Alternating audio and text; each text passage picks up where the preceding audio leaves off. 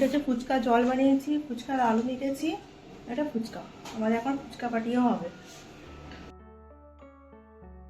নমস্কার বন্ধুরা, আমার চ্যানেলে তোমাদের সবাইকে স্বাগত। তোমরা সবাই কেমন আছো?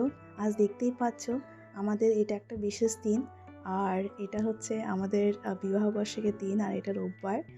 আর এই দিন আমরা একে অপরের সাথে বিবাহ বন্ধনে আবদ্ধ হয়েছিলাম। তো এই দিনটা আমার জন্য আর আমাদের দুজনের জন্য, নিবুর জন্য ভীষণ ভীষণ স্পেশাল। আর দেখতে পাচ্ছ আমরা দুটো কেক কাটছি। একটা কেক তো আমার এই বাড়ি থেকে মা বাবা দিয়েছে, আর একটা কেক আমার বাপের বাড়ি থেকে আমার মা বাবা পাঠিয়েছে। তো দুটো কেক নিয়ে আমরা বসে পড়েছি, কাটছি।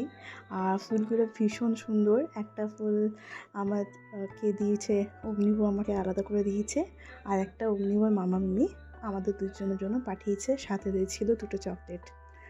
আর খুব ভালো লাগছিল কোনো রকমে।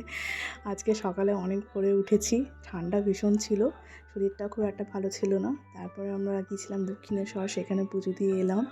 তারপর দুপুরবেলা তো আমাদের একটা বেশ ছোটোখাটো পার্টি হয়েছে।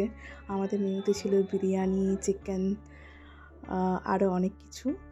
তো সেটা আমি আর শেয়ার করলাম না, কারণ এসে ভীষণ খিদে পেয়ে গেছিলো। আমরা খেয়ে নিয়েছিলাম 1 ঘন্টার মধ্যে। আমাদেরকে সব খেতে হয়েছিল, ইভেন অর্ডারটাও করতে হয়েছিল সব কিছুই। ওইখানেও আজ পূর্ণিমা বলে এতটা ভিড় ছিল দক্ষিণেশ্বরে, তাই অনেকটাই সময় কেটে গেছিলো ওখানে। আর আমরা পৌঁছেছিলাম অনেকটা দেরি করে। তো যাই হোক, বিকেলে আমাদের এই কেক কাটা অনুষ্ঠানটা রেখেছিলাম। আর সাথে ছিল ফুচকাটা আমি তার আগেই বানিয়ে রেখেছিলাম। তো আগের থেকে খাবো করে আমরা ঠিক করেছিলাম, তাই ফুচকা কিনে নিয়ে এসেছি।